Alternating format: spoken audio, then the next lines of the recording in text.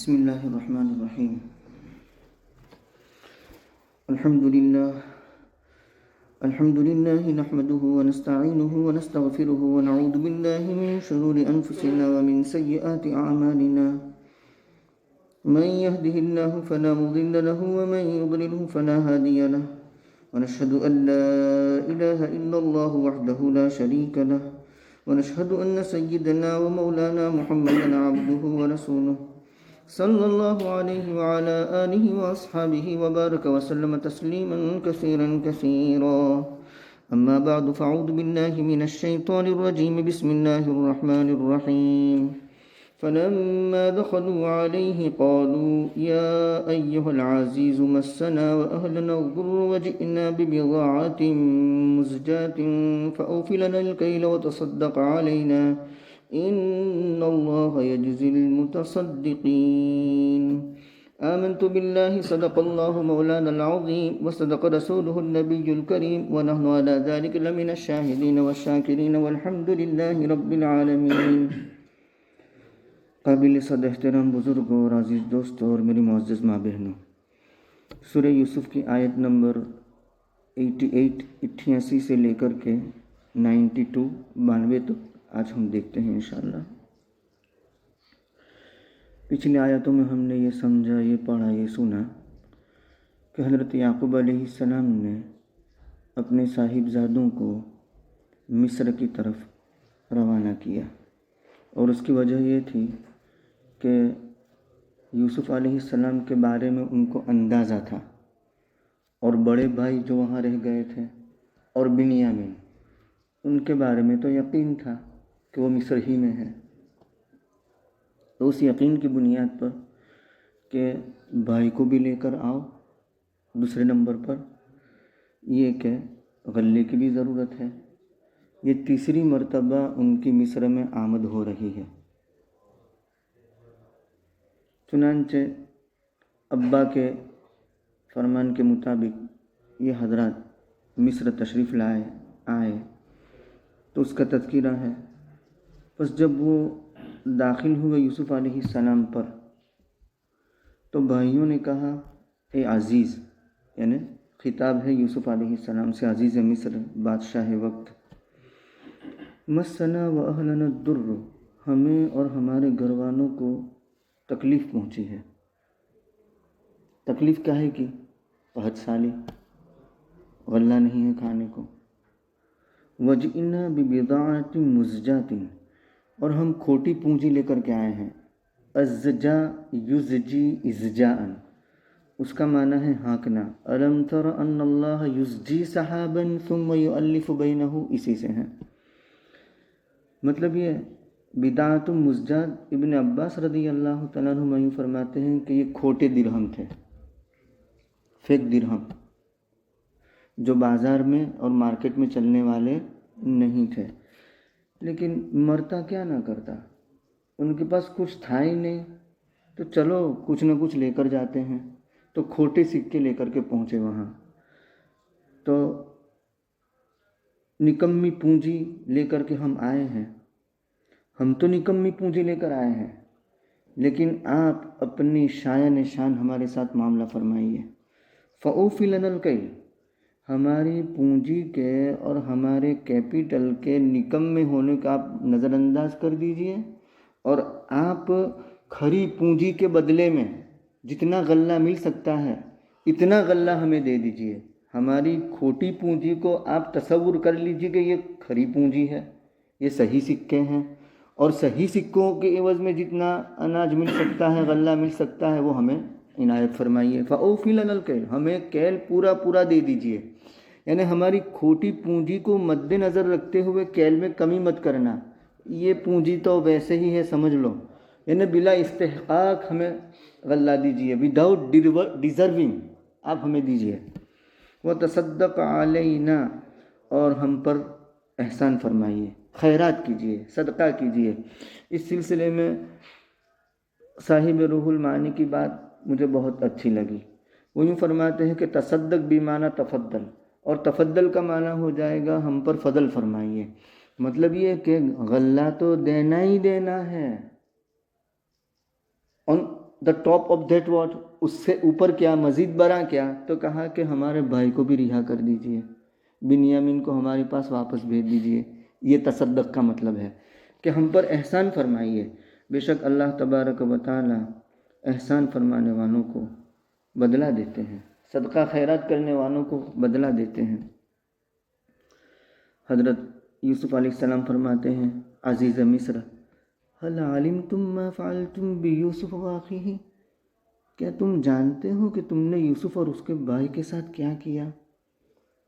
مفسرین ان دونوں باتوں کے درمیان ربط بیان کرتے ہیں کہ ایک طرف بھائی غلہ طلب کر رہے ہیں کہ ہمیں غلہ دے دیجئے اور احسان کیجئے، کیونکہ ہمیں تکلیف پہنچی ہے، کھانے کو کچھ ہے نہیں، یہ تکلیف۔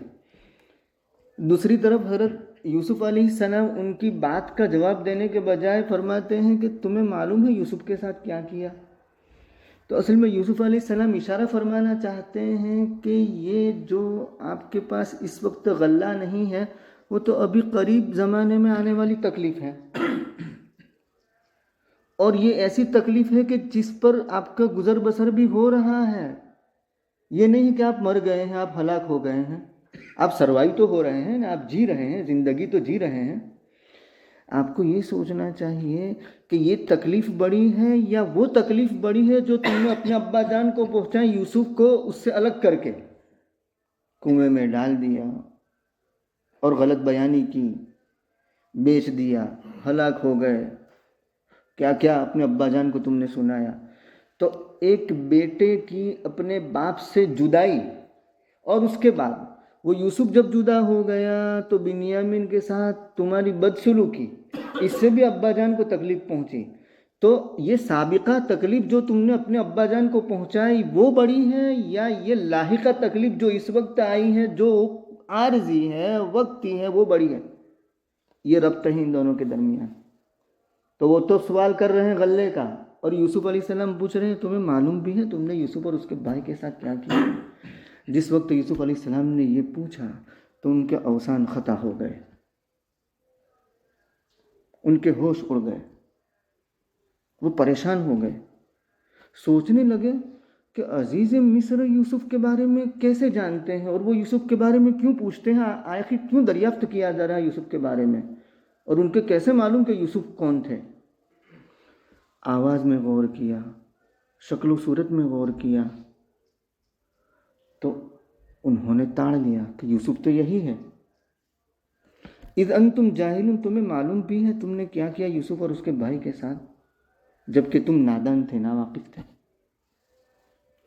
وہ سمجھ گئے کہ یہ یوسف ہے۔ قالوا اِنَّكَ لَأَنْتَ یوسف، کہنے لگے کیا آپ ہی یوسف ہیں؟ راز کھل گیا، پردہ کھل گیا۔ اللہ تبارک و تعالیٰ کی جانب سے اب راز کھولنے کا حکم تھا، چنانچہ راز کھولا۔ حضرت یوسف علیہ السلام فرماتے ہیں انا یوسف وہذا اخی، میں یوسف ہوں، اور اپنے بھائی بنیامین کی طرف اشارہ کرتے ہوئے فرمایا یہ میرے بھائی بنیامین ہے۔ قد من اللہ علینا، حضرت یوسف علیہ السلام نے پچھلی ایذائیں جو ان کو پہنچائیں، پچھلی تکلیفیں جو پہنچائی، اس کا تذکرہ نہیں کیا، اس وقت جن نعمتوں میں ہوں اس کا تذکرہ کیا۔ یہ مومن کی شان ہے، اور یہ نبی کی شان ہے، اور نبی کے متبعین کی شان ہوتی ہے کہ پچھلی مصیبتوں کا وہ تذکرہ نہیں کرتے ہیں، اس وقت جن نعمتوں میں ہیں اس کا تذکرہ کیا۔ قد من اللہ علینا، تم نے تو مجھ پر ظلم اور زیادتی کرنے میں ذرہ کسر نہیں چھوڑی تھی، تمہارے بس میں جو کچھ تھا وہ کر گزرے، لیکن دیکھیے اللہ نے ہم پر احسان فرمایا۔ پچھلی تکلیفوں کا تذکرہ نہیں، اس وقت جو نعمت ہے اس کا تذکرہ، اور اس کے بعد ایک قاعدہ کلیہ بیان کیا، ایک عمومی اصول بیان کیا، انہ من یتقی ویصبر، جو تقوی اختیار کرتا ہے اور صبر کرتا ہے۔ یہاں حضرت یوسف کا تواضع قابل ذکر ہے۔ یوسف علیہ السلام نے یہ نہیں فرمایا کہ میں متقی ہوں، میں صابر ہوں، اس لیے مجھے یہ اجر ملا، اور تم غیر متقی اور غیر صابر ہو اس لیے تم میں یہ سزا ملی۔ نہیں، ایک قاعدہ کلیہ بیان کیا۔ یہ تواضع ہے، انبیاء کی تواضع علیہم الصلاۃ والسلام۔ اب آئیے ابراہیم علیہ السلام نے جس وقت خواب میں دیکھا کہ اسماعیل کو ذبح کر رہے ہیں اور لٹایا اور اس کے بعد مینڈھا آ گیا، تو وہ اسماعیل کیا فرماتے ہیں؟ یا ابت فعل ما تؤمر، ابا جان جو بھی حکم کر ہوا ہے نا وہ کر گزریے، ستجدونی انشاء اللہ من الصابرین، ان قریب آپ مجھے پاؤ گے صبر کرنے والوں میں، یعنی اور بہت سے نیک بندے صبر کرنے والے ہیں، مجھے بھی ان صبر کرنے والے بندوں میں پائیں گے۔ دعویٰ نہیں کیا کہ آپ مجھے صبر کرنے والا پائیں گے، من الصابرین عربی دا حضرات سمجھ سکتے ہیں کہ جہاں اور بہت سے صبر کرنے والے ہیں ان میں مجھے بھی آپ صبر کرنے والا پالیں گے۔ آئیے شعیب علیہ السلام اور موسیٰ علیہ السلام کے درمیان جو مکالمہ ہوا وہاں بیاہ اس شرط پر نکاح ہو گیا بیٹی سے کہ 8 سال مزدوری کرنی ہوگی۔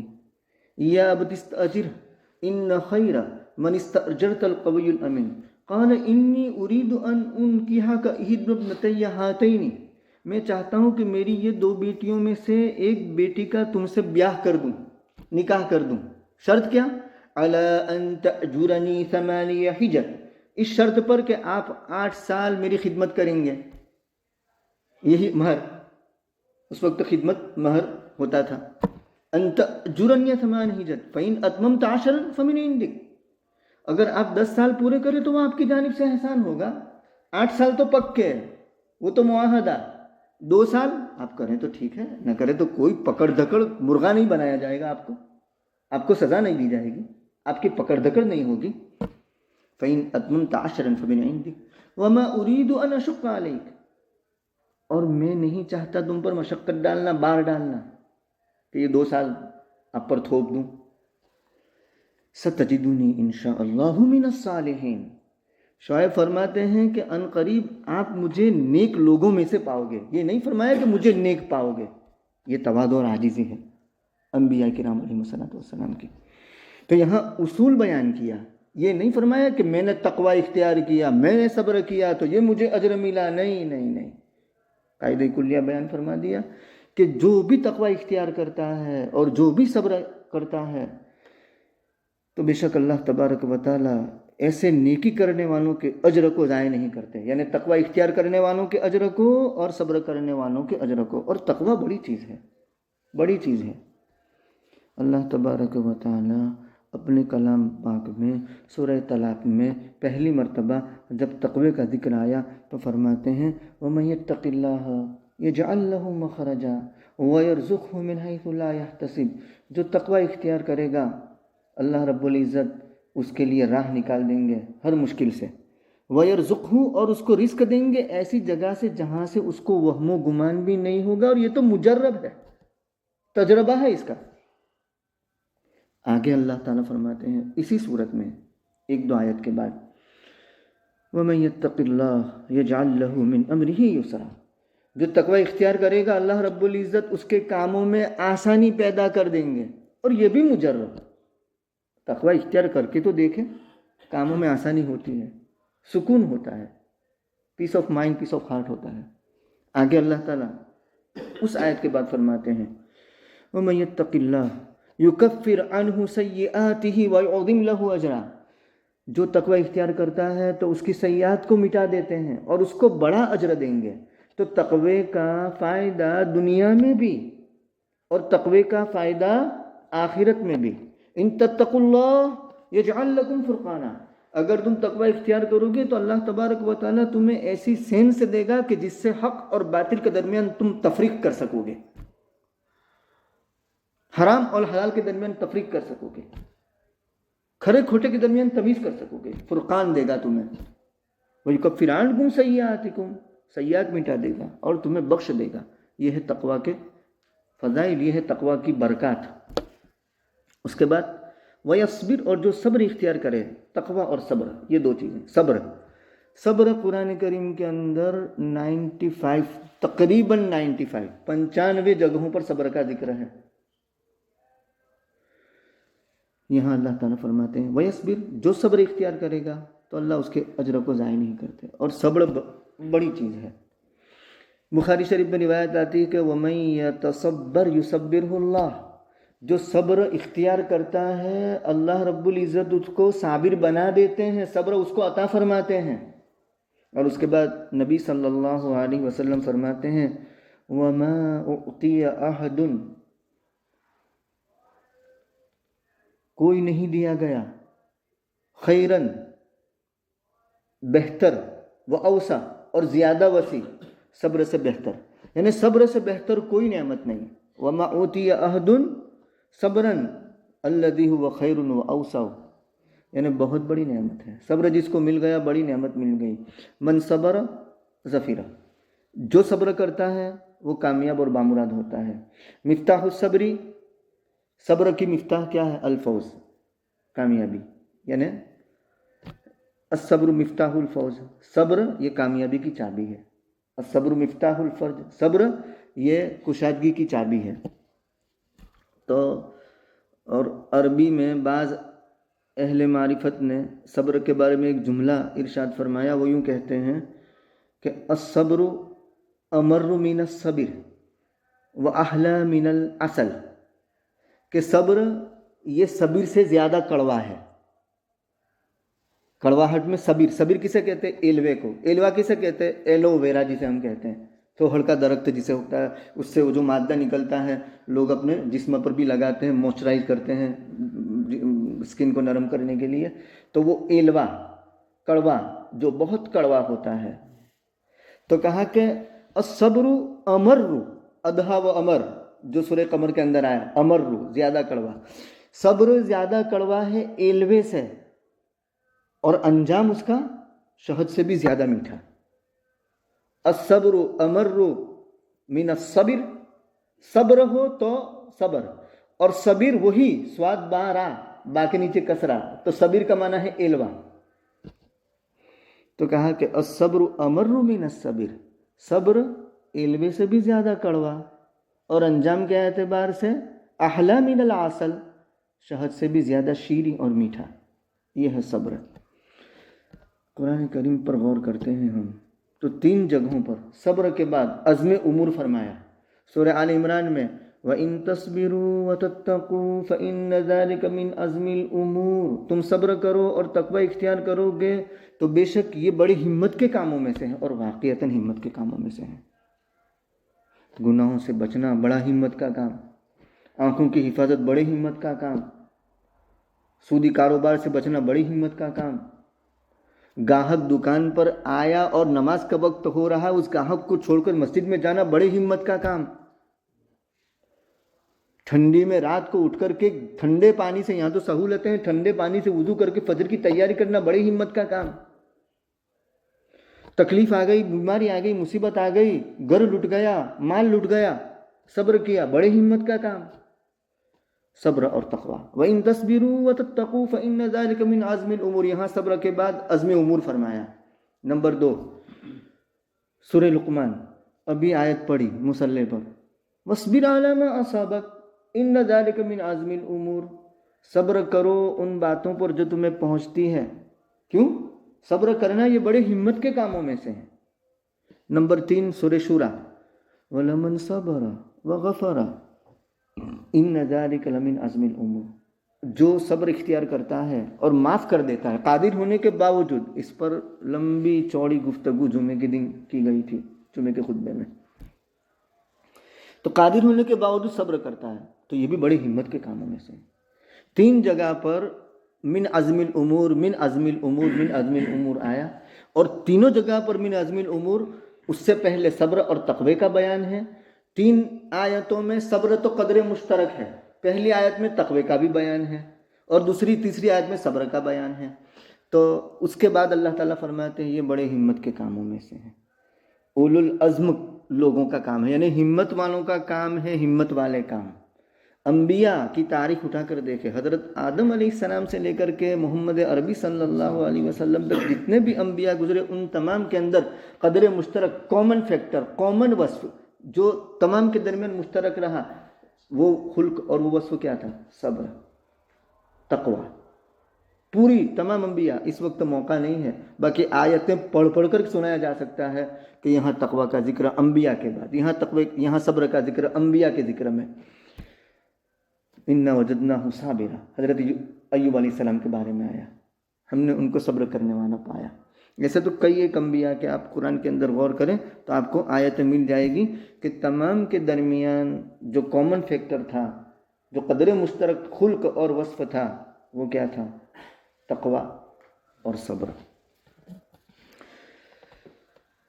فاصبر لکل مصیبت وتجلد، ہر مصیبت پر صبر کر اور ثابت قدم رہ۔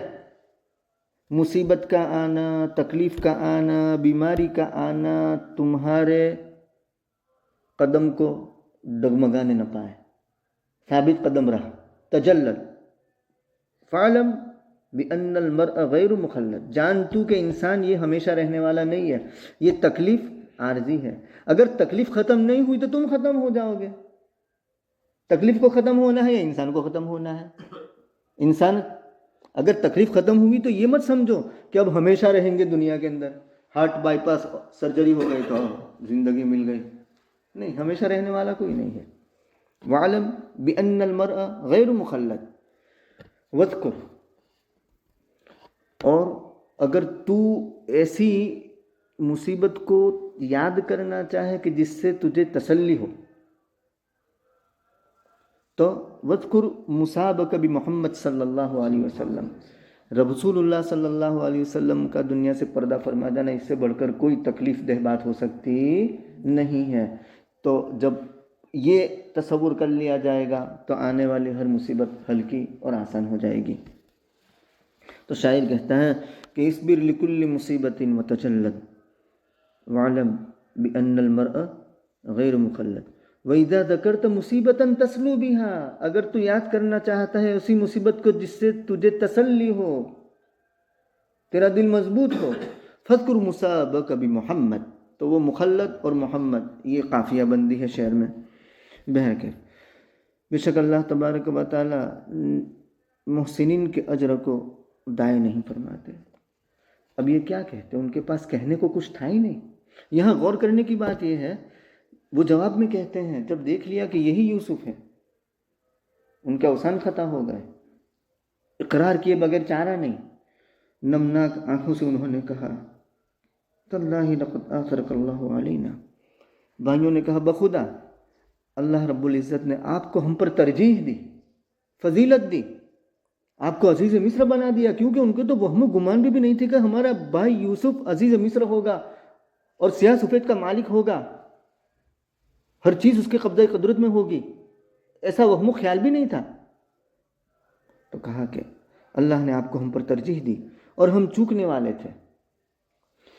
غور کرنے کی بات یہ ہے کہ بھائیوں نے اپنے اقرار کا جرم کیا، اپنے جرم کا اقبال کیا، اپنے جرم کا اقرار کیا، اعتراف کیا، معافی نہیں مانگی، معافی نہیں مانگی۔ ان کے معافی مانگنے سے پہلے یوسف علیہ السلام فرماتے ہیں لا تثریب علیکم اليوم، بڑے لوگوں کا حوصلہ بڑا ہوتا ہے، بڑے لوگوں کا ظرف بڑا ہوتا ہے۔ بڑا آدمی اس کے سامنے جب جرم کا اقرار کر لیا جاتا ہے تو جرم کا اقرار وہی معافی ہے۔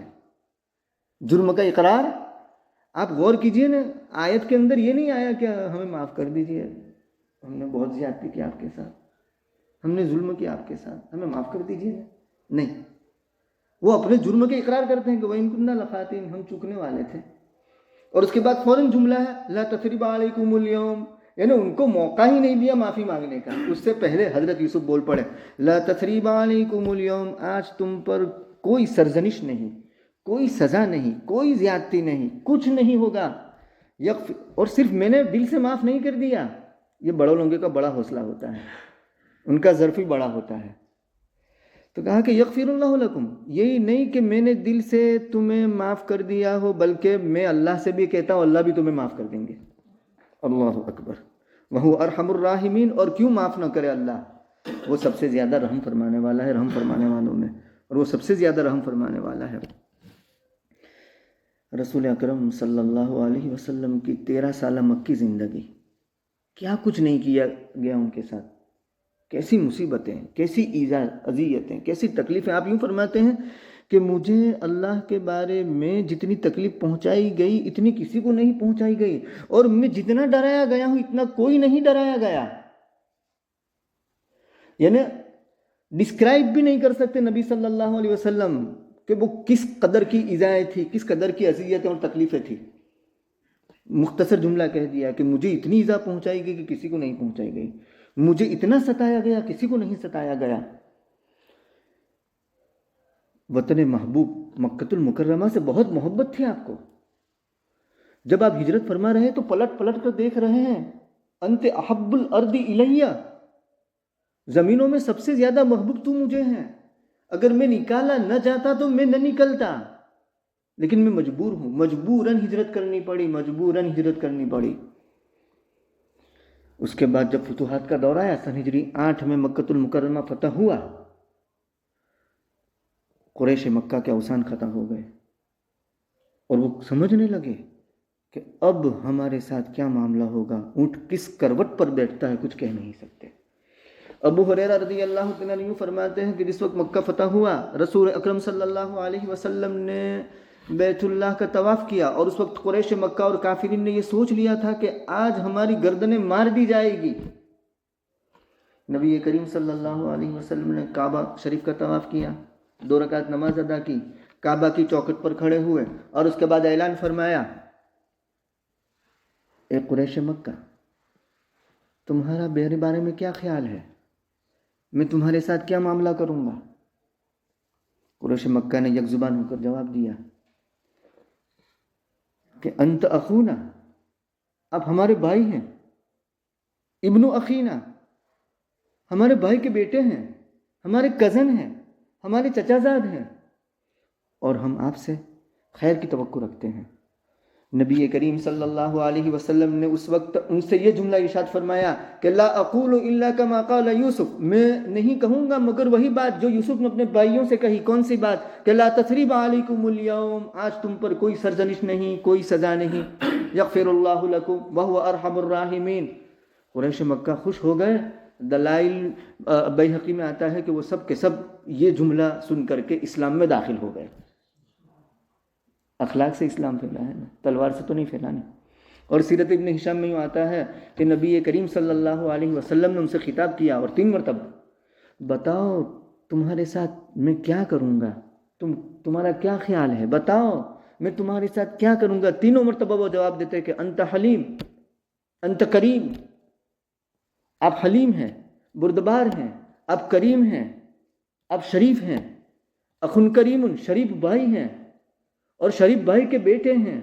نبی کریم صلی اللہ علیہ وسلم نے فرمایا اذهبوا انتم الطلقاء، جاؤ تم سب کے سب آزاد ہو، سب کو آزاد کر دیا۔ یہ نبی کریم صلی اللہ علیہ وسلم کے اخلاق تھے، یہ انبیاء کرام علیہ السلام کے اخلاق تھے۔ اللہ رب العزت ان کی سیرت کا ذرہ شمع بھی ہمیں نصیب فرما دے تو ہمارا بیڑا پار ہو جائے، ہماری زندگی کامیاب ہو جائے، دنیا میں بھی اور آخرت میں بھی۔ اللہ رب العزت یہ اوصاف ہمارے اندر منتقل فرماوے، صبر اور تقوی نصیب فرماوے، یار زندہ صحبت باقی۔ سبحان اللہ و بحمدہ، سبحانک اللہم و بحمدک، ونشہد ان لا الہ الا انت، نستغفرک ونتوب الیک۔ سبحان ربک، وسلام علی المرسلین، والحمد للہ رب العالمین۔